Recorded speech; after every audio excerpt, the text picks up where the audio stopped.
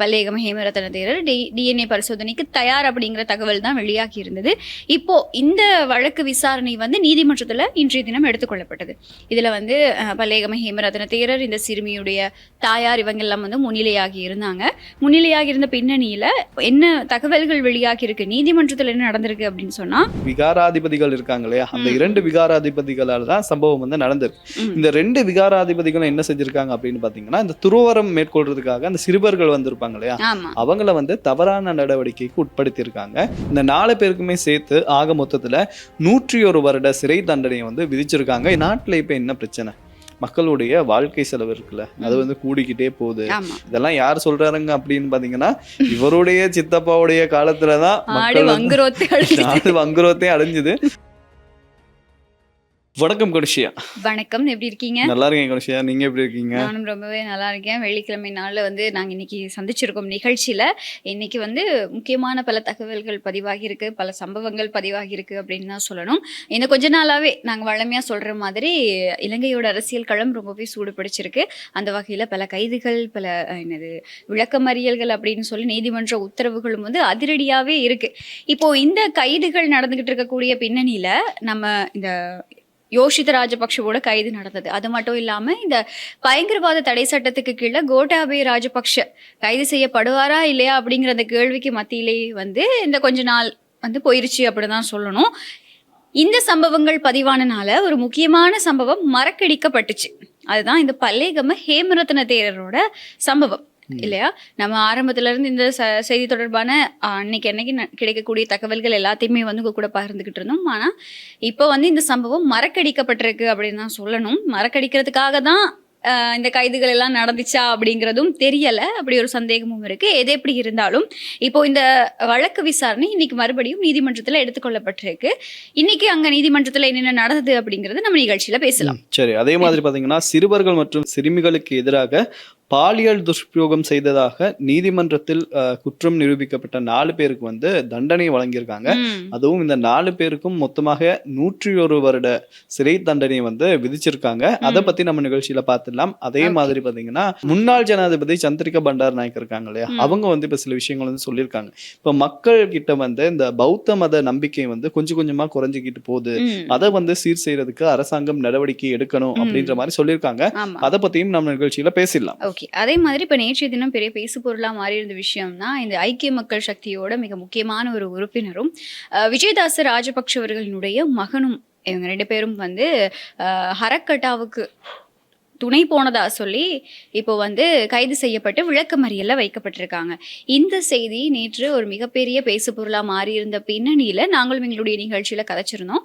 ஆனா இதுல இப்ப பல முக்கியமான தகவல்கள் வெளியாகி இருக்கு. அதுல முக்கியமான தகவல் அப்படின்னு சொன்னா, முன்னாள் நீதி அமைச்சர் விஜயதாச ராஜபக்ஷவும் கூட இந்த பயணங்களுக்கு உடந்தையா இருந்திருக்காரு, அவரும் இந்த பயணங்கள்ல கலந்துகிட்டு இருந்திருக்காரு அப்படிங்கிற ஒரு தகவலும் நீதிமன்றத்துல வெளிப்படுத்தப்பட்டிருக்கு. அதை பத்தியும் நம்ம இன்னைக்கு நிகழ்ச்சியில முக்கியமா பேச போறோம். ஓகே, அது மட்டும் இல்லாம பாத்தீங்கன்னா தூய்மையான ஆட்சியை தாரேன்னு சொல்லிட்டு ஆட்சிக்கு வந்தீங்களே, இப்ப பாத்தீங்கன்னா உங்கள் மேலேயே வந்து ஊழல் குற்றச்சாட்டுகள் வந்து வந்துகிட்டு இருக்கு அப்படின்ற மாதிரி நாமல் ராஜபக்ஷ வந்து அனுர அரசை பத்தி விமர்சிச்சிருக்காரு. அதை பத்தியும் இன்னைக்கு நம்ம நிகழ்ச்சியில விரிவா பாத்துடலாம். ஓகே, அப்ப நிகழ்ச்சிக்குள்ள போலாமா? சரி, வாங்க பேசலாம். இந்த பல்லேகம ஹேமரத்ன தேரரோட சம்பவம், அதாவது இப்போ இவர் மூலமா ஒரு சிறுமின்னு சொல்லலாம், சிறுமி வந்து தவறான நடத்தைக்கு உட்படுத்தப்பட்டதா தான் ஆரம்ப கட்ட தகவல்கள் வெளியாகி இருந்தது. அது முதல்ல மறுக்கப்பட்டாலும் பெரிய ஒரு பேசு பொருளா மாறலன்னாலுமே கூட இந்த சமூக வலைத்தளங்கள் மூலமா இந்த விஷயம் வந்து ஒரு மிகப்பெரிய பேசு பொருளா மாறினது. அது மட்டும் இல்லாம அரசாங்கத்துக்கு ஒரு மிகப்பெரிய அழுத்தம் கொடுக்கப்பட்டது. இவரை வந்து கைது செய்யணும், விளக்கமறியல வைக்கணும், இவருக்கு எதிரான சட்ட நடவடிக்கைகளை தீவிரப்படுத்தணும் அப்படிங்கிறதுக்காக. ஸோ இப்படி இருக்கக்கூடிய பின்னணியில அதுக்கேற்ற மாதிரி அரசாங்கமும் வேற வழியே இல்லாம சில நடவடிக்கைகளை முன்னெடுத்ததை பார்க்கக்கூடியதா இருந்தது. ஏன்னா எல்லாத்தையும் தாண்டி இவர் வந்து ஒரு அட்டமஸ்தானாதிபதி அப்படிங்கிறதுனால அரசாங்கம் கொஞ்சம் இவர் விஷயத்துல வந்து யோசிக்க ஆரம்பிச்சுது அப்படின்னு தான் சொல்லணும். ஸோ இப்படி இருக்கக்கூடிய பின்னணியில கடைசியா வெளியான தகவல் என்ன அப்படின்னு சொன்னா, அவர் டிஎன்ஏ சோதனை செய்யறதுக்கு அவர் ஓகே அப்படின்னு சொல்லிட்டாரு. பல்லேகம ஹேமரத்ன தேரர் டிஎன்ஏ பரிசோதனைக்கு தயார் அப்படிங்கிற தகவல் தான் வெளியாகி இருந்தது. இப்போ இந்த வழக்கு விசாரணை வந்து நீதிமன்றத்துல இன்றைய தினம் எடுத்துக்கொள்ளப்பட்டது. இதுல வந்து பல்லேகம ஹேமரத்ன தேரர், இந்த சிறுமியுடைய தாயார், இவங்க எல்லாம் வந்து முன்னிலையாகி இருந்தாங்க. முன்னிலையாகி இருந்த பின்னணியில என்ன தகவல்கள் வெளியாகி இருக்கு, நீதிமன்றத்துல என்ன நடந்திருக்கு அப்படின்னு சொன்னா, முதல் டிஎன்ஏ பரிசோதனை அறிக்கை, அதாவது இவங்க 2 பேரோடையும் டிஎன்ஏ செக் பண்ணும்போது எடுத்த முதலாவது அறிக்கை வந்து ஏற்கனவே இப்போ கிடைக்க பெற்றிருக்கு அப்படின்னும், 2வது டிஎன்ஏ பரிசோதனை அறிக்கை இன்னும் கூடிய விரைவில் கிடைக்கும் அப்படின்னும் எதிர்பார்க்கப்படுறதா போலீஸ் தலைமை ஆய்வாளர் வந்து நீதிமன்றத்தில் தெரிவிச்சிருக்காரு. அதே மாதிரி இந்த சந்தேகத்திற்குரிய பல்லேகம தேரர் சந்தேக நபராக இருக்கக்கூடிய அவர் வந்து பாதிக்கப்பட்ட சிறுமி, அது மட்டும் அவங்களுடைய தாயார் ஆகியோரோட அந்த ஃபோன் கன்வர்சேஷன் இருக்கு இல்லையா, கால் ரெக்கார்ட்ஸ், இதெல்லாமே வந்து ஏற்கனவே பெறப்பட்டு அது தொடர்பான விசாரணைகளும் நடந்துகிட்டு இருக்கதாவும், இந்த டீட்டெயில்ஸ் எல்லாமே வந்து நீதிமன்றத்துல ஒப்படைக்கப்படும் அப்படின்னு சொல்லியிருக்காங்க. அப்போ ஆல்மோஸ்ட் வந்து விசாரணைகள் கேட்டிருந்த அறிக்கைகள் எல்லாமே கிடைக்க பெற்றிருக்கு அப்படின்னு தான் சொல்லணும். இனி வரக்கூடிய நாட்கள்ல வந்து, அதாவது சொல்லியிருக்காங்க அடுத்த ஹியரிங்ல கோர்ட் அடுத்த தடவை இந்த வழக்கை விசாரிக்கும் போது இந்த அறிக்கைகள் எல்லாமே வெளிப்படுத்தப்படும் நீதிமன்றத்துல அப்படிங்கிற ஒரு தகவல் தான் வெளியாகி இருந்தது. ஆனா இப்போ எனக்கு தோணுன விஷயம் என்ன அப்படின்னு சொன்னா, ரீசெண்டாவே இப்போ இன்னைக்கு வழக்கு விசாரணைக்கு எடுத்துக்கொள்ளப்பட்டது, கொஞ்ச நாளாவே வந்து இந்த பல்லேகம ஹேமரத்ன தேரரோட இந்த விவகாரம் வந்து மறக்கடிக்கப்பட்டுச்சா, ஏன்னா இந்த ராஜபக்ஷகளோட கைது, சுரேஷ் சலையோட விஷயம் அப்படி இப்படின்னு வந்து ஹேமரத்ன தேரர் எல்லாரும் மறந்துட்டாங்க போல அப்படின்னு தான் எனக்கு தோணுச்சு. அதான் நாங்க இருக்கோம்ல, இவங்க வந்து பேசி பேசி மக்களுக்கு வந்து அது அப்டேட்டாவே வச்சிருக்கோம், அப்ப யாருமே மறக்க மாட்டாங்க. நீங்க சொன்ன மாதிரி தான் யோசிச்சு பார்க்கும்போது அவருடைய விஷயம் வந்து கொஞ்சம் கீழே போன மாதிரி தான் இருந்துச்சு. ஏன்னா அதிரடியாக கைதுகள் நடந்துச்சு, அப்புறம் சுரேஷ் சாலைக்காக போராட்டம் எல்லாம் நடந்தப்போ இவரை எங்கடா காணோம் அப்படின்றது மாதிரி எல்லாருமே தேடி இருப்பாங்க. இப்ப வந்து அவரை காணாமல் ஆக்கப்பட்டவர் வந்து நம்ம தூக்கி கொண்டு வந்து இந்தாங்க அப்டேட் அப்படின்ற மாதிரி வச்சு கொடுத்துருக்கோம். இது இப்படி இருக்கும்போது பாத்தீங்கன்னா, அனுராதபுரம் சிறுவர் குற்றங்களுக்கான சிறப்பு மேல் நீதிமன்றம் இருக்கு இல்லையா, இவங்க வந்து வெறும் 20 நாட்கள்ல இந்த விசாரணைகளை மேற்கொண்டு குற்றவாளிகளுக்கு வந்து தீர்ப்பு கொடுத்திருக்காங்களாம். அதுவும் பாத்தீங்கன்னா 4 விதமான சம்பவங்கள் வந்து நடந்திருக்கு. அதுல கூட 2 சம்பவங்கள் யாரால நடந்திருக்கு அப்படின்னு பாத்தீங்கன்னா, விகாராதிபதிகள் இருக்காங்க இல்லையா, அந்த 2 விகாராதிபதிகளால தான் சம்பவம் வந்து நடந்திருக்கு. இந்த 2 விகாராதிபதிகளும் என்ன செஞ்சிருக்காங்க அப்படின்னு பாத்தீங்கன்னா, இந்த துறவரம் மேற்கொள்றதுக்காக அந்த சிறுவர்கள் வந்திருப்பாங்க இல்லையா, அவங்கள வந்து தவறான நடவடிக்கைக்கு உட்படுத்தி இருக்காங்க. சோ அவங்க 2 பேருக்குமே இன்னைக்கு வந்து தீர்ப்பு கொடுத்திருக்காங்க. அதே மாதிரி இன்னொரு கேஸ்ல வந்து ஒரு 7 வயது சிறுமியை வந்து தவறான நடவடிக்கைக்கு வந்து ஒருத்தர் வந்து உட்படுத்தி இருக்காரு, அவருக்கு வந்து தீர்ப்பு அளிச்சிருக்காங்க. அதே மாதிரி ஒரு 15 வயது சிறுமி, இது என்ன கேஸ் அப்படின்னு பாத்தீங்கன்னா, அவங்களுடைய அம்மாவினுடைய காதலன் அப்படின்னு சொல்றாங்க. அவர் வந்து 15 வயது சிறுமியை வந்து தவறான நடவடிக்கைக்கு உட்படுத்திட்டாரு, அவருக்கு வந்து தண்டனை கொடுத்திருக்காங்க. இந்த 4 பேருக்குமே சேர்த்து ஆக மொத்தத்துல 101 வருட சிறை தண்டனையை வந்து விதிச்சிருக்காங்க. இது வந்து பாராட்டியே ஆகணும் கணிஷம். ஏன்னா வெறும் 20 நாட்கள் வந்து விசாரிச்சு அவ்வளவு ஃபாஸ்டா வந்து இவங்க வந்து நடவடிக்கை எடுத்திருக்காங்க இல்லையா.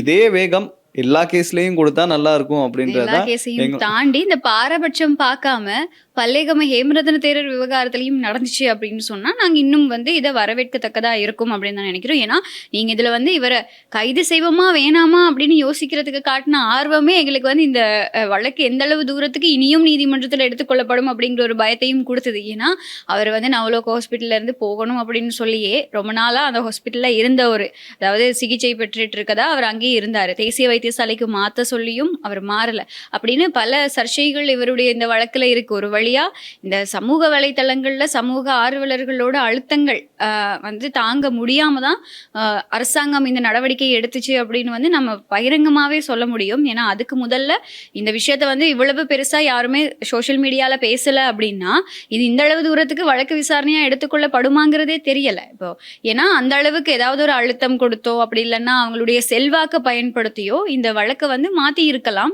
என்ன வேணா பண்ணி இருக்கலாம். அந்த சிறுமியா இருக்கட்டும், அவங்களுடைய சிறுமியோட தாயாரா இருக்கட்டும், அவங்கள வந்து காசை கொடுத்து ஏதாவது பண்ணி இந்த வழக்கை கொண்டு வராமலும் பண்ணியிருக்கலாம். ஆனா அந்த சமூக வலைத்தளங்கள்ல கொடுக்கப்பட்ட அழுத்தம் தான் இன்னைக்கு இந்த வழக்கு வந்து நீதிமன்றத்தில் எடுத்துக்கொள்ளப்பட்டிருக்கு அப்படிங்கிறத நம்ம சொல்லிக்கலாம். ஸோ இந்த இப்ப நீங்க சொன்ன விஷயத்துல காட்டின அதே ஆர்வத்தை 20 நாள் தான் எவ்வளவு விசாரிச்சு தண்டனையும் கொடுக்கப்பட்டிருக்கு. ஆமா, அதே ஆர்வத்தை நீங்க இந்த விஷயத்திலையும் காட்டுங்க, நிச்சயமா நாம அதையும் வந்து பேசுறதுக்கு தயாரா இருக்கும். அந்த 4 பசங்களுக்கு வந்து நீதி கிடைச்சிருக்கோ அதே மாதிரி பாதிக்கப்பட்ட இந்த பெண்ணுக்கும் வந்து நீதி கிடைக்கணும்.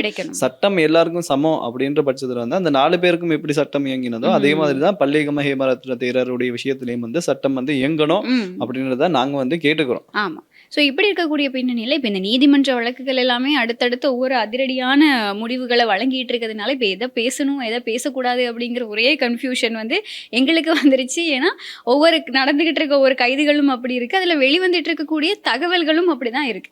இப்போ நேற்றைய தினம் கைதான இந்த ஐக்கிய மக்கள் சக்தியோட ஹொரணை தேர்தல் அமைப்பாளர் சரித் அபேசிங்க மற்றும் முன்னாள் நீதி அமைச்சர் விஜயதாச ராஜபக்ஷவோட மகன் ரக்கித ராஜபக்ஷ இவங்க 2 பேரும் நேற்று கைது செய்யப்பட்டதுக்கு அப்புறமா ஈவினிங் மாதிரி நீதிமன்றத்தில் முன்னிலைப்படுத்தப்படுறாங்க. முன்னிலைப்படுத்தப்பட்ட சந்தர்ப்பத்தில் இவங்க தொடர்பாக பல தகவல்கள் வெளியாகி இருக்கு. என்னடா இது அப்படின்னு கேட்குற மாதிரி இவங்களுக்கு வந்து பல தகவல்கள் வெளியாகி இருக்கு. முதலாவதா என்ன சொல்லியிருக்காங்க அப்படின்னா, அவங்களுக்கு வந்து இப்போ 2 தரப்புலையும் சட்டத்தரணிகள் முன்னிலையாகி இருக்காங்க. இந்த 2 தரப்பு சட்டத்தரணிகளும் சொல்லியிருக்க விஷயம் என்னன்னா, சிறைக்கு செல்ல முடியாத அளவுக்கு அவங்க நோய்வாய்ப்பட்டிருக்காங்க அப்படிங்கிற ஒரு தகவல் வெளியாகி இருக்காங்க. பாத்தீங்கன்னா எல்லாருமே வந்து ஸ்மார்ட்டா இருக்காங்க, அவ்வளவு அழகா ட்ரெஸ் பண்ணிருக்காங்க, அழகா அவங்கள வந்து பார்த்தாலே தெரியல, இந்த நோய் இருக்கவங்க மாதிரியே தெரியல. டெய்லி ஜிம்முக்கு போறவங்களா இருக்கட்டும், ஒர்க் அவுட் பண்ணி உடம்ப வந்து எவ்வளவு பெர்ஃபெக்டா வைக்க முடியுமோ அவ்வளவுத்துக்கு வச்சிருக்காங்க. இதெல்லாம் யாருடைய பணத்துல வச்சிருக்காங்க அப்படின்றது கூட இப்ப வந்து அந்த ஆடியோ லீக்ல நம்ம பார்த்தோம் இல்லையா, பார்த்திருக்கோம். அதே மாதிரி இப்போ அவருடைய ஃபேஸ்புக் இப்போ கொஞ்சம் பாப்புலரா போய்கிட்டு இருக்கு. ஏன்னா ஒரு 2-3 டேஸ் முன்னாடி ரக்கித ராஜபக்ஷ போஸ்ட் பண்ண போட்டோஸ் எல்லாமே வந்து இப்போ ட்ரெண்டிங்ல போய்கிட்டு இருக்கு. அவர் 2-3 பெண்களோட போன இடத்துல, ஒரு பார்ட்டிக்கு போன இடத்துல ஒரு போட்டோஸ் எடுத்து அதை போஸ்ட் பண்ணியிருக்காரு அவரோட ஃபேஸ்புக்ல. அப்பெல்லாம் அவருக்கு ஹெல்த்ல எதுவும் இல்லையா, இஷ்யூஸ் இல்ல. இப்ப உடனே ஜெயிலுக்கு போகணும் அப்படின்னு அது எங்க காணாம போன நோய் கூட திடீர்னு வந்து இவங்களுக்கு எல்லாம் ஒட்டிக்குது. ஆமா, இப்போ நீதிமன்றத்துல இப்ப என்னென்ன வெளியாகி இருக்கு அப்படிங்கறத நாங்க வந்து சொல்லலாம். என்னன்னா, முதலாவதா இந்த சரித் அபேசிங்க மற்றும் ரக்கித ராஜபக்ஷ இவங்களோட கைது தொடர்பா முக்கியமான ஒரு கேள்வி எழுந்திருக்கு அப்படின்னு சொன்னா, அது இப்ப நாங்க பேசின விஷயம் தான். என்னன்னா, சிறைக்கு செல்ல முடியாத அளவுக்கு ஒரு கடுமையான நோய் நிலைமை உங்களுக்கு இருக்கு அப்படின்னா, நீங்க எப்படி ஹரக்கட்டாவோட அந்த லஞ்ச பணத்தை வாங்குறதுக்கு துபாய்க்கு போனீங்க அப்படிங்கிறது தான் நீதிமன்றம் எழுப்பியிருக்கக்கூடிய கேள்வி. அதாவது இவங்க வந்து அந்த காசு இவங்க சொன்னதா சொல்லக்கூடிய இப்ப கிட்டத்தட்ட 120 கோடி ரூபாய் பெற்றுக்கொள்ளப்பட்டிருக்கு இல்லையா லஞ்சமா, இந்த காசை வாங்குறதுக்கு இவங்க 2 பேருமே வந்து போயிருக்காங்க எங்க, துபாய்க்கு போயிருக்காங்க. அதுவும் பாத்தீங்கன்னா இலங்கை மணில வந்து நாங்க எல்லாம் வாங்க மாட்டோம், டிராம்ல இருக்கு இல்லையா, அதுல வந்து எங்களுக்கு பே பண்ணுங்க அப்படின்ற மாதிரி கேட்டிருக்காங்க. இதுல டீலிங் எப்படி போயிருக்குன்னு பாத்தீங்கன்னா, முதல்ல வந்து 500 மில்லியன் கேட்டிருக்காப்ல, அப்புறம் வந்து அது குறைச்சு பேரம் பேசி 300 200 மில்லியன் அப்படின்னு வந்து கடைசி வந்து அவங்க வந்து அமௌண்ட்டை கொடுத்துருக்காங்க. அதுலயும் அட்வான்ஸா தான் இந்த காசு கொடுத்துருக்காங்க. பேலன்ஸ் இந்த அட்வான்ஸை கொடுத்துட்டே தான் இவங்க இப்போ எடுத்தாரோம், இப்போ வெளியில எடுத்தாரோம், இப்போ மாத்தி விடுறோம் அப்படின்னு சொல்லி பொய் சொல்லி அப்புறம் அதுக்கப்புறமா இவங்களை வந்து ஒரு சிக்கல் நிலைக்குள்ள போயிருக்காங்க. இல்ல தப்பிக்கவே முடியாது, இவங்க காசையும் வாங்கிட்டு இப்படி பண்ணிட்டாங்க. ஹரக்கட்டாவை வந்து தப்பிக்க வைக்கவே இல்லை. தப்பிக்க வைக்கிறதுங்கிறத தாண்டி சிஐடி தடுப்பு காவல்ல இருந்து அவர் எப்படியாவது வெளியில கொண்டு வரணும். இந்த பூச சிறைச்சாலை அப்படிங்கிறது வந்து நம்ம நேற்று பேசின மாதிரியே அதி உயர் சிறைச்சாலை. அங்க வந்து ரொம்பவே என்ன சொல்றது, பாதுகாப்பா தான் வைக்கப்படுவாங்க. கொடுமைகளும் சித்திரவதைகளும் நடக்கும் அப்படிங்கிற கருத்துக்களும் இருக்கிறத தாண்டி அந்த சிறைச்சாலைக்கு அவர் போறதை தடுக்கணும் அப்படிங்கிறது தான் இவரை வெளியில எடுக்கிறதுக்கு முக்கியமான நோக்கம். இன்னொரு விஷயம் சொல்லப்பட்டிருக்கு என்ன அப்படின்னா, இந்த மாக்கந்துரம் மதுஷ் எல்லாருக்குமே தெரியும். அவர் எப்படி உயிரிழந்தார் அப்படிங்கிறதும் இப்போ ஒரு பெரிய விஷயமா பேசப்பட்டு, இப்போ இல்லை, அது அன்னையில இருந்தே பேசப்பட்டு வருது. என்ன அப்படின்னா, மிக முக்கியமான ஒரு குற்றவாளி இல்லையா, பல கொலைகளோடையும் கொள்ளை சம்பவங்களோடையும் பின்னணியில இருந்த முக்கியமான ஒரு நபர் தான் இந்த மாக்கந்துரம் மதுஷ். 2019 பிப்ரவரியில துபாயில நடந்துகிட்டு இருந்த ஒரு பார்ட்டியில அங்க இருந்த அதிகாரிகளால இந்த மாக்கந்துரம் மதுஷ் கைது செய்யப்பட்டாரு. கைது செய்யப்பட்டு இவரை வந்து இலங்கைக்கு நாடு கடத்துறாங்க. நாடு கடத்தப்பட்டதுக்கு அப்புறமா இவர் வந்து 2020 அக்டோபர் 20 கொழும்பு மாளிகாவத்தையில நடந்த ஒரு துப்பாக்கி சூட்ல தான் உயிரிழந்தாரு.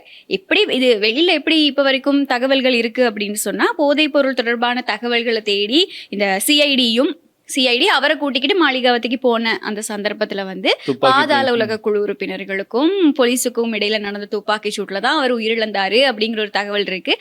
இதை தாண்டி பரவலா பேசப்படுறது வந்து இல்ல, போலீஸ் வந்து அவரை என்கவுண்டர் பண்ணிட்டாங்க அப்படிங்கிற தகவல் தான் பரவலா பேசப்பட்டு வருது. இந்த மாதிரி ஒரு விஷயம் யாருக்கு நடக்கக்கூடாது, நடக்கக்கூடாது அப்படின்றதுக்காக தான் இவ்வளவு பெரிய அமௌண்ட்ல வந்து டீலிங்க வந்து பெற்றிருக்காங்க. ஆமா, டீலிங்ல பேசி அப்புறம் தான் இவங்க வந்து லஞ்சம் பெற்று இப்ப அந்த ஆடியோ வந்து ஒரே ஒரு ஆடியோ தான் லீக் ஆச்சு. ஒட்டுமொத்தமா 2 பேரையும் தூக்கி உள்ள வச்சுட்டாங்க அப்படின்னு சொல்லணும். இதுக்கு சொல்லலாம். மேலே விசாரணைகள் நடக்குது. அதுல வந்து ம். என்ன இதை தாண்டி இதுல வந்து யார் யார் சம்பந்தப்பட்டிருக்கா, அந்த ஆடியோ லீக்ல வந்து நிறைய அந்த தேசபந்து தென்னகோன் அவருடைய பேர் கூட பிரானலஸ். அடிப்படுது. சோ அவங்க எல்லாம் இதுல நிஜமாவே ம். சம்பந்தப்பட்டிருக்காங்களா, அவங்களுக்கும் வந்து பணம் அவங்களுக்கும் பணம் வந்து சேர்ந்திருக்கா அப்படின்ற தகவல்கள் வந்து இனிமே தான் வெளியே வரும். ஆமா. இல்ல இன்னொருத்தரும் இப்ப அதுல வந்து தொடர்பு இருக்கதா ஒரு தகவல் வெளியாகி இருக்கு. வேற யாரும் கிடையாது. இந்த ரக்கித ராஜபக்ஷ, அதாவது முன்னாள் நீதி அமைச்சர் விஜயதாச ராஜபக்ஷவும் இவங்க 2 பேரோடையும் சேர்ந்து துபாய்க்கு பயணிச்சிருக்கதா தான் இப்போ தகவல்கள் வந்து வெளியாகி இருக்கு. இத வந்து நாங்கலாம் எங்கேயும் தகவல் திரட்டி சொல்லல. இது வந்து சந்தேக நபர்களை நேத்து நீதிமன்றத்துல முன்னிலைப்படுத்தின சந்தர்ப்பத்துல லஞ்ச ஒழிப்பு ஆணைக்குழுவோட உதவி பணிப்பாளர் நாயகம் விசாரணைகள் தொடர்பான பல தீவிரமான உண்மைகளை வந்து இந்த இடத்துல வெளிப்படுத்தியிருக்காங்க. அவங்க வெளிப்படுத்தின தகவல் தான் இது. இன்னும் பல தகவல்கள் வெளிப்படுத்தியிருக்காங்க. அதை நான் வந்து அப்படியே சொல்லிட்டே போறேன். என்னன்னா, லஞ்ச ஒழிப்பு ஆணைக்குழுவுக்கு கிடைத்த ஒரு என்ன சொல்றது, பெயர் குறிப்பிடாத ஒரு நபர் மூலமா வழங்கப்பட்ட புகாரோட அடிப்படையில தான் இந்த விசாரணைகள் ஆரம்பிக்கப்பட்டிருக்கு. இதுல முதல் சந்தேக நபரா சரித் அபிசிங்கவும் துபாயில இருக்கக்கூடிய ஹரக் கட்டாவோட நண்பர் அப்படின்னு சொல்லப்படக்கூடிய ஹர்பி அப்படிங்கிற ஒரு நபருக்கும் இடையில நடந்த ஒரு தொலைபேசி உரையாடல் தான் கண்டறியப்பட்டிருக்கு விசாரணைகள்ல முதலா. இதுல மாக்கந்திர மதுஷுக்கு ஏற்பட்ட அதே கதி ஹரக்கட்டாவுக்கும் ஏற்படக்கூடும் அப்படின்னும், அதை தடுக்கிறதுக்கும் அவருடைய உயிருக்கு பாதுகாப்பு கொடுக்கணும் அப்படிங்கிறதுக்காகவும் அவரோட தடுப்பு காவல் ஆணையை நீக்கி பூச உயர் பாதுகாப்பு சிறைக்கு அனுப்புறதுக்கு பதிலா அவரை மற்றொரு சிறைக்கு மாற்றலாம் அப்படின்னும் சரித் அபேசிங்க சொல்லியிருக்காரு. யார்கிட்டன்னா இந்த ஹரக்கட்டாவோட ஃப்ரெண்டு கிட்ட காலில் சொல்லியிருக்காரு. தான் முதற்கட்ட விசாரணைகள்ல கண்டுபிடிச்சிருக்காங்க. ரக்கித ராஜபக்ஷோட தந்தை விஜயதாச ராஜபக்ஷ அந்த காலத்துல சிறைச்சாலைகளுக்கு பொறுப்பான அமைச்சரா இருந்திருக்காரு. அப்போ யோசிங்க, அப்போ ஒருத்தரை வந்து ஒரு தடுப்பு காவல் இருக்கக்கூடிய ஒரு சந்தேக நபரை வந்து ஒரு சிறைச்சாலைக்கு அனுப்ப விடாம பண்றேன்னு சொல்லி ப்ராமிஸ் பண்றாருன்னா, அந்த டைம் யார் இருந்திருக்காங்கன்னா இந்த விஜயதாஸ் ராஜபக்ஷ தான் இருந்திருக்காரு. ரிலேட் பண்ணி பார்க்கும்போது கிட்டத்தட்ட இதோட மெச் ஆகுது. அதாவது dots எல்லாமே கனெக்ட் ஆகுற மாதிரி தான் இருக்கு. ஆமா. அதுல இன்னொரு விஷயம் என்ன வெளியாகி இருக்கு என்னன்னா, 2023ஆம் ஆண்டு மார்ச் 25ஆம் தேதி ரக்கித ராஜபக்ஷ உள்ளிட்ட சந்தேக நபர்கள் துபாய்க்கு போயிருக்காங்க. துபாய்க்கு போயிட்டு இந்த ஹர்பி அப்படின்னு சொல்லப்படக்கூடிய நபரோட வீட்டுல தான் ஹரக்கட்டாவோட மனைவி மதுஷானி அவங்களையும் மிதிகமருவான் அவரையும் வந்து சந்திச்சிருக்காங்க. ஆரம்பத்தில் இதுக்காக நீங்க சொன்ன மாதிரி 500 மில்லியன் ரூபாய் பேசப்பட்டிருக்கு. அதுக்கப்புறம் பேரம் பேசி 300 மில்லியனா மாறி இருக்கு. இறுதியா 200 மில்லியன் ரூபாய்க்கு ஒரு வழியா ஓகே சொல்லியிருக்காங்க. ஓகே சொன்னதுக்கு அப்புறம் ஹரக்கட்டாவோட மனைவி கிட்ட இருந்து 120 மில்லியன் முன்பணமா அட்வான்ஸா பெறப்பட்டிருக்கு. ஒரு சந்தர்ப்பத்தில் 100 மில்லியன் வழங்கி அதுக்கப்புறம் வந்து அதுக்கு அடுத்த நாள் 200 மில்லியன் மொத்தமாக இந்த அமௌண்ட் அட்வான்ஸ் தொகையை வந்து கொடுத்துருக்காங்க, லஞ்சமாக வாங்கியிருக்காங்க.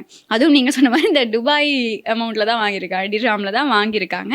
இந்த நீதிமன்றத்தில் வெளிப்படுத்தப்பட்ட உண்மைகளோட அடிப்படையில் என்ன சொல்றது, பல விஷயங்கள் வெளியாகி இருக்கு. அதுல ரக்கித ராஜபக்ஷவோட தந்தையும் முன்னாள் நீதி அமைச்சருமான இந்த விஜயதாச ராஜபக்ஷ இந்த துபாய் பயணத்துல பங்கேற்றுள்ளார் அப்படிங்கிற தகவல் கிடைச்சிருக்கதாகவும், இது தொடர்பான மேலும் விசாரணைகள் நடத்தப்படும் அப்படின்னும் உதவி பணிப்பாளர் நாயகம் நீதிமன்றத்துல தெரிவிச்சிருக்காங்க.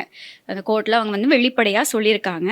இந்த சம்பவத்தோட பின்னணி நாங்க முதல்ல சொன்ன மாதிரியே இவரை வந்து வெளியில எடுக்காதனாலதான் இவ்வளவு பெரிய சம்பவம் நடந்திருக்கு. அதாவது நீங்க ப்ரொமிஸ் பண்ண மாதிரி ஹரக்கட்டாவை இவங்க வெளியில எடுத்து கொடுக்கல இப்போ வரைக்குமே. அதனால தான் இவ்வளவு சர்ச்சைகளுக்கும் மிக முக்கியமான காரணமா அமைஞ்சிருக்கு. இப்போ என்ன நடந்திருக்குன்னா, இவங்க காசு திருப்பி கேட்டிருக்காங்க. நாங்கள் உங்களுக்கு லஞ்சமா கொடுத்தோம் தானே, நீங்க வெளியில எடுத்தாங்கன்னு சொல்லி காசு கொடுத்தோம், நீங்க வெளியில எடுத்து தரல, அப்போ அந்த காசு எங்களுக்கு திருப்பி தாங்க. நாங்கள் நேற்று அந்த ஆடியோல ப்ளே பண்ணி காட்டியிருப்போம். இப்போ அழுத்தம் கொடுத்துருக்காங்க காசு திருப்பி தாங்க அப்படின்னு. அப்போ சரித் அபேசிங்க 2 மில்லியன் ரூபாய் மட்டும் தான் எங்களுக்கு தரலாம், நாங்கள் உங்களுக்கு நீங்கள் கொடுத்த காசில் 2 மில்லியன் மட்டும் தான் தருவோம் அப்படின்னு சொல்லியிருக்காரு. அதை இந்த அண்மையில் கொலை செய்யப்பட்டார், எல்லாருக்குமே தெரியும், இந்த மிதிகம லசந்த விக்ரமசேகர சுட்ட கொலை செய்யப்பட்டார், ஞாபகம் இருக்கும் எல்லாருக்கும். அவர் மூலமாக திருப்பி வழங்கப்பட்டிருக்கு இந்த பணம். அப்போ இவங்க எல்லாருமே வந்து இதோட தொடர்பில் தான் இருந்திருக்காங்க. முழுக்க அரசியல்வாதிகள் அப்படின்னு சொன்னதுக்கு எல்லாருமே வந்து பாதாள உலக குழுக்களோட தொடர்பில் தான் இருந்திருக்காங்க அப்படிங்கிற பல தகவல்கள் வந்து வெளியாகி இருக்கு. ஸோ இப்படி இருக்கக்கூடிய பின்னணியில் சில உடல்நல குறைவுகள் இருந்திருக்கு. இந்த உடல்நல குறைவுகளை கேட்டால் நீங்கள் சிரிக்க போறீங்க. என்னன்னா, இந்த சந்தேக நபர்களுக்காக வாதாடும் சட்டத்தரணிகள் இந்த பிணையை எப்படியாவது பெற்றுக்கொள்ளணும் அப்படிங்கிறதுக்காக சுட்டி காட்டியிருக்காங்க 2 பேருக்கும் என்னென்ன உடல்நல குறைவுகள் இருக்குன்னு. அதில் ரக்கித ராஜபக்ஷ ஒரு தரப்பாக முன்னிலையாயிருந்த சட்டத்தரணி என்ன சொல்லியிருக்காரு அப்படின்னு சொன்னால், இப்போ இவர் வந்து ஒரு சட்டத்தரணி இல்லையா, விஜயதாஸ் ராஜபக்ஷவோட மகன் வந்து ஒரு சட்டத்தரணி. அதனால இப்போ இவரை நீங்கள் வந்து இப்போ சிறை விளக்கமறியல் கொடுத்துட்டீங்க அப்படின்னா அவர் ஆஜராகி இருக்கிற முக்கியமான வழக்குகளுக்கு யார் வந்து பேசுவா, அப்படின்னு நீங்க அன்னைக்கு ஒரு சிக்கல் இருக்கு. நீங்க அதை யோசிச்சுட்டு தானே வந்து விளக்க மறியல் கொடுக்கணும். சரி, ஆஜராக முடியாது. அது மட்டும் இல்லாம இந்த ரக்கித ராஜபக்ஷவுக்கு தூக்கத்துல மூச்சு திணறல் வருமா. இதுக்கு இங்கிலீஷ்ல தான் சொல்லியிருக்காங்க. ஸ்லீப் அப்னியா அப்படிங்கிற ஒரு நோயால பாதிக்கப்பட்டிருக்காரு. சிறைச்சாலையில இருக்கும்போது அவருக்கு இந்த தூக்கத்துல மூச்சு திணறல் வந்துருச்சுன்னா அவருடைய உயிருக்கு ஒரு மிகப்பெரிய ஆபத்தா மாறிடும். அதனால அவருக்கு வந்து விளக்க மறியல் கொடுக்காதீங்க, பிணை கொடுங்கன்னு சொல்லி கேட்டிருக்காங்க. அதே மாதிரி இந்த சரித் அபேசிங்க சார்பா முன்னிலையான சட்டத்தரணி என்ன சொல்லியிருக்காங்க அப்படின்னா, அவருக்கு வந்து 4 ஸ்டென்ட் பொருத்தப்பட்டிருக்கு அப்படின்னும் இன்னும் 5 ஸ்டென்ட் பொருத்தப்படணும் அப்படின்னும், துரதிருஷ்டவசமா 60 வயதுக்கு பிறகு வரக்கூடிய அனைத்து நோய்களும் அவருக்கு இருக்கு அப்படின்னும், அதனால இதை வந்து ஒரு சிறப்பு வழக்கா நினைச்சு நீங்க வந்து சரித் அபேசிங்கவுக்கு வந்து பிணை கொடுத்துருங்க அப்படின்னு சொல்லி கேட்டிருக்காங்க. ஆக மொத்தத்துல வந்து இந்த விவேக்ட காமெடி இருக்குல்ல, அதை ஒருத்தர் வந்து மெலிவா இருப்பாப்புல, இவர் வந்து கேட்பாரு உனக்கு என்ன வியாதி இருக்கும் போது அவன் வந்து முட்டியில இருந்து உள்ளங்கால் வரைக்கும் சொல்லுவான். அப்ப இவன் சொல்லுவான் நீ வந்து என்ன நடமாடும் என்னன்னு அழகான்னு சொல்லுவான். அத மாதிரிதான் இது இருக்கு. என்னன்னா இந்த 60 வயசுல இருக்க ஒருத்தருக்கு இருக்க வேண்டிய நோய் எல்லாமே இருக்கிற ஒருத்தர் தான் ஐக்கிய மக்கள் சக்தியோட ஒரு தேர்தல் அமைப்பாளரா இருந்திருக்காரு அப்படிங்கறதுதான் இப்ப நேற்று வெளிச்சத்துக்கு வந்திருக்கு. இப்போ ரக்கித ராஜபக்ஷ ஒரு சட்டத்தரணி. அவரோட சட்டத்தரணி என்ன சொல்லியிருக்காருன்னா, சிறையில வசதிகளே இல்லை, நாங்க போயிட்டு இந்த எப்படி அதுக்குள்ள இருக்குது, அவர் ஒரு சட்டத்தரணி, அவர் போயிட்டு எப்படி அதுக்குள்ள சிறைவாசம் செய்யறது அப்படிங்கிற ஒரு கேள்வி எழுந்திருந்த பின்னணியில நீதிபதி என்ன சொல்லியிருக்காரு அப்படின்னு சொன்னா, சிறைச்சாலைகளோட கொள்ளளவு அங்க இருக்கக்கூடிய எவ்வளவு பேர் இருக்க முடியும் அப்படிங்கிற கெப்பாசிட்டி வந்து 10,000 அப்படிங்கிறதுக்கு பதிலா 40,000 அப்படின்னு ரக்கித ராஜபக்ஷவோட தந்தை விஜயதாச ராஜபக்ஷவே தான் அந்த டைம்ல சொல்லியிருந்தாரு. அதனால சிறைச்சாலையில நெரிசல் வசதி குறைபாடு அப்படிங்கிறது வந்து காமனான ஒரு விஷயம் தான், அதை நீங்க வந்து பெரிய பிரச்சனையாக்கிக்க தேவையில்ல அப்படின்னு சொல்லி நீதிபதி சொல்லியிருக்காங்க. ஸோ இப்படி ஒரு சம்பவம் தான் நடந்திருக்கு நேத்து நீதிமன்றத்துல. ஸோ ஆக மொத்தத்துல இப்ப 2 பேருமே வந்து உள்ள இருக்காங்க. ஐக்கிய மக்கள் சக்தி கூட சரிதா அபேசிங்க இருக்காரு இல்லையா, அவருடைய கட்சி உறுப்பினர் பதவியில இருந்து எல்லாத்துலயும் வந்து தூக்கிட்டாங்க அப்படின்னு தான் சொல்லணும். சோ இந்த கேஸ் வந்து இப்ப இந்த நிலவரத்துல தான் போய்கிட்டு இருக்கு.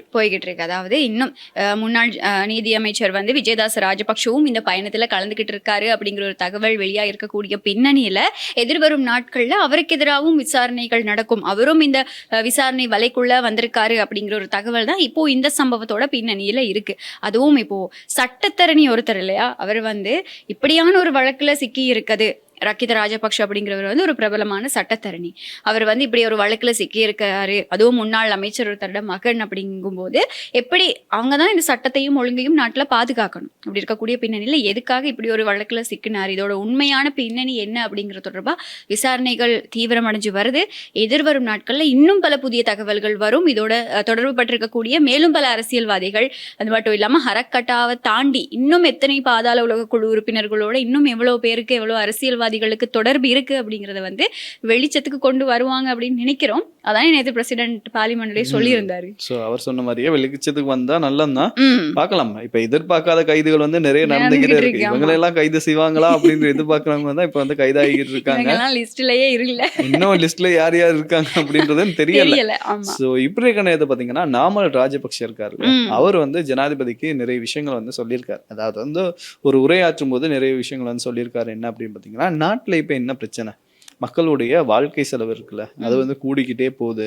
மக்களால வந்து ஒரு சந்தோஷமான வாழ்க்கையை வந்து வாழ முடியல. இதெல்லாம் யார் சொல்றாருங்க அப்படின்னு பாத்தீங்கன்னா, இவருடைய சித்தப்பாவுடைய காலத்துலதான் மக்கள் நாடு வங்குரோத்தே அடைஞ்சுது. அவர் வந்து இப்ப சொல்றாரு என்ன அப்படின்னு பாத்தீங்கன்னா, நான் சொன்ன மாதிரிதான் நாட்டு மக்கள் வந்து கொஞ்சம் கஷ்டத்துல இருக்காங்க. சோ அதுக்கு வந்து அரசாங்கம் வந்து முன்னுரிமை கொடுக்கணும். அதே மாதிரி இந்த கைது சிஐடி நடவடிக்கைகள் இருக்கு இல்லையா, அது குறித்து ஜனாதிபதி வந்து சொல்றது வந்து ஏற்றுக்கொள்ள முடியாது. இப்படி இவர் சொல்றாருன்னா என்ன நடக்குது அப்படின்னு பாத்தீங்கன்னா, அந்த நீதித்துறையில வந்து ஜனாதிபதியினுடைய அழுத்தம் இருக்கிற மாதிரி இருக்கு. ஏன்னா ஒரு கைது நடக்க போகுதுன்றதை இவர் எப்படி முன்னுக்கே சொல்ல முடியும். அப்ப இது வந்து என்னன்னா, அவர் வந்து எல்லாத்தையுமே கண்காணிக்கிறாரு, அவருடைய அழுத்தத்துலதான் நிறைய விஷயங்கள் எல்லாம் நடக்குது அப்படின்ற மாதிரி சொல்லியிருக்காரு. சோ இதை வந்து ஏற்றுக்கொள்ள முடியாது அப்படின்ற மாதிரியும் சொல்லியிருக்காரு. இதை தாண்டி இன்னொரு விஷயம் ஹைலைட்டா என்ன சொல்லியிருக்காரு அப்படின்னு பாத்தீங்கன்னா, எங்களுக்கு வந்து நீதித்துறையின் மேல நம்பிக்கை இருக்கு. சோ எந்த ஒரு நடவடிக்கைக்கும் எந்த ஒரு விசாரணைக்கும் வந்து நாங்க தயாரா இருக்கோம் அப்படின்ற மாதிரி மார்த்தட்டி சொல்லுவாங்கன்னு சொல்லுவாங்க இல்லையா, அதே மாதிரி மார்த்தட்டி எல்லாம் சொல்லல, சொல்லி போற போக்குல அடிச்சு விட்டு போயிருக்காரு, பெருமையா சொல்லியிருக்காரு.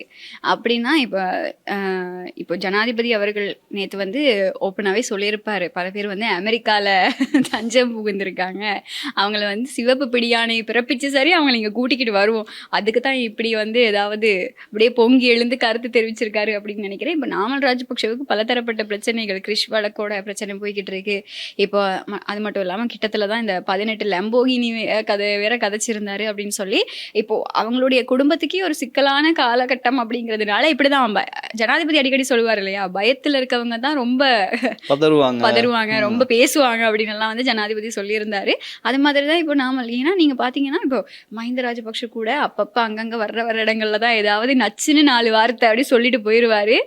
நான் எங்ககிட்ட பலம் இருக்கு, எங்ககிட்டயே மறுபடியும் அரசாங்கத்தை கொடுங்க அப்படிங்கிற மாதிரி 4 வார்த்தை நச்சுன்னு சொல்லிட்டு அது போயிருவாரு. கூட சொல்லியிருக்காரு பாத்தீங்களா, அன்னைக்கு நீங்க சொன்ன மாதிரிதான், ஆமா, எங்களுக்கு வந்து கொடுத்து பாருங்க, நாங்க வந்து திருப்பி அந்த பழைய நிலைமையை கொண்டு வருவோம் அப்படின்னு. அப்ப அந்த பேக்ரவுண்ட் மியூசிக்ல போடு ஞாபகம் வருது அப்படின்ற மாதிரி போடு. இது பழைய நிலைமையா, தயவு செஞ்சு வேண்டாம். இப்ப கூட வந்து விலைவாசி அதிகமா இருந்தாலுமே வந்து மக்கள் வந்து கொஞ்சம் சந்தோஷமா இருக்காங்க இல்லையா? சந்தோஷம் அப்படிங்கறத தாண்டி மக்கள் வந்து அண்டர்ஸ்டாண்ட் பண்ணிக்கிட்டு போறாங்க. அந்த சிச்சுவேஷன் இதுதான் அப்படிங்கறத வந்து அண்டர்ஸ்டாண்ட் பண்ணிக்கிட்டு போறாங்க. ஆனா இன்னுமுமே இந்த எரிபொருள் விலையேற்றமா இருக்கட்டும், இப்போ ஜூலை 1ஆம் தேதியிலிருந்து பேருந்து கட்டணமும் அதிகரிக்கப்படும் அப்படிங்கிற ஒரு தகவல் வந்து வெளியாகிருக்கு. கொஞ்சம் சிக்கலான நிலைமை தான். ஆனா அரசாங்கம் வந்து அதை முறையா ஹேண்டில் பண்ணிட்டு போறாங்க அப்படின்னு சொல்லலாம். அதை வந்து மக்கள் அரசாங்கத்தை அண்டர்ஸ்டாண்ட் பண்ணிக்கிட்டு இருக்காங்க. இன்னும் எதிர்வரும் நாட்கள்ல என்னென்ன நடக்கும் அப்படிங்கிறது தெரியாது. ஆனா அந்த அளவுக்கு ஒரு நிலைமை மறுபடியும் வராது அப்படின்றது வந்து கன்ஃபார்ம். இவருடைய ஆட்சிக்கெல்லாம் அப்படி ஒரு நிலைமை வராது அப்படின்றது தான் மக்களுடைய எதிர்பார்ப்பாகவும் இருக்கு. நடந்துகிட்டு இருக்கக்கூடிய நிலைமைகளை பார்க்கும்போது ஓகே, ஓரளவுக்கு ஓகேவா தான் இருக்கு. ஆனா இப்போ ரீசெண்டா வந்து ஒரு பதிவாகி இருந்த ஒரு சம்பவம் நீங்க பார்த்திருப்பீங்க. ஒரு ரயில்வே ஸ்டேஷனுக்கு பக்கத்துல வந்து இந்த ஆட்டோவை ஒருத்தர் வந்து எரிச்சிட்டு அவரும் வந்து அந்த ட்ரெயினுக்கு முன்னாடி பாய்ந்து தற்கொலையை வந்து பண்ணியிருப்பாங்க. அதுக்கான காரணம் பிந்தைய நாட்களில் வெளியாகி இருந்தது என்ன அப்படின்னு சொன்னா, அவரால் அந்த ஆட்டோவுக்கு வந்து ஃபினான்ஸ் கட்ட முடியாம தான் அவர் அந்த முடிவை எடுத்திருந்தாரு. ரொம்ப சிக்கல் நிலைக்கு வந்திருக்காரு அப்படின்னு சொல்லி. ஸோ அதுக்கும் வந்து கவர்மெண்ட் மேல பல விமர்சனங்கள் முன்வைக்கப்பட்டது. ஏன்னா அவங்க சொல்லியிருக்காங்க, அவருடைய ஃபேஸ்புக் போஸ்டும் கூட வைரலா போய்கிட்டு இருந்துச்சு. என்ன சொல்லியிருந்தாரு அப்படின்னு சொன்னா, அந்த அளவுக்கு அவங்க எரிபொருள் விலையேற்றமும் அதிகமா இருக்கு அப்படிங்கிறதுனால அவங்க எதிர்பார்க்கிற அந்த ஒரு வாழ்வாதாரத்தை அதை நம்பி இருக்கிறவங்களால பெற்றுக்கொள்ள முடியல அப்படிங்கிறது தான் இப்போ அந்த முன்வைக்கப்பட்ட விமர்சனம். ஸோ இப்படியான சம்பவங்களும் பதிவாகிட்டு தான் இருக்கு. 2 பக்கமும் நம்ம யோசிச்சு பார்க்கும்போது நடுநிலையான ஒரு பொருளாதாரம் தான் இருக்கு எங்களுடைய நாட்டில். ஓகேவா போகுது அப்படின்னு சொல்ல முடியாது. கஷ்டத்துல இருக்க மக்கள் இன்னும் கஷ்டத்துல தான் இருக்காங்க. பணக்காரங்களா இருக்கவங்க வந்து இன்னும் அப்படியே தான் இருக்காங்க அப்படின்னு சொல்லணும். இன்னொரு தலையீடு என்ன அப்படின்னு பாத்தீங்கன்னா, இந்த டின் நம்பர் அப்படின்னு சொல்லி இவங்க வந்து எல்லாத்தையுமே டெக்ஸ்ட் விட்ட போறோம் அப்படின்ற மாதிரி அது ஒரு பக்கம் வேற போய்கிட்டு இருக்கு. அதை பத்தி வந்து நம்ம இன்னொரு நாளைக்கு டிஸ்கஸ் பண்ணிடலாம். ஆமா, அதை பத்தி ஒரு ஃபுல்லா என்ன நடந்துகிட்டு இருக்கு அப்படிங்கறத வந்து நம்ம பேசுவோம். ஏதாவது அது ரிலேட்டடா ஏதாவது தெரிஞ்சுக்கணும் அப்படின்னு சொன்னா நீங்க கமெண்ட்ல சொல்லுங்க. நாங்க அதை பத்தி நிச்சயமா உங்களுக்கு தெரியப்படுத்துறோம், அறியப்படுத்துறோம். இன்னைக்கு வந்து நம்ம ரொம்ப நேரமா நிறைய விஷயங்களை பேசிட்டோம் அப்படின்னு நினைக்கிறேன். முழுமையான தகவல்களை வந்து உங்களுக்கு வழங்கியிருக்கோம் அப்படிங்கிற திருப்தியோட மறுபடியும் திங்கட்கிழமை சந்திக்கலாம். வெயிட் பண்ணிக்கிட்டு இருக்கோம். திங்கட்கிழமை பேசலாம். பை.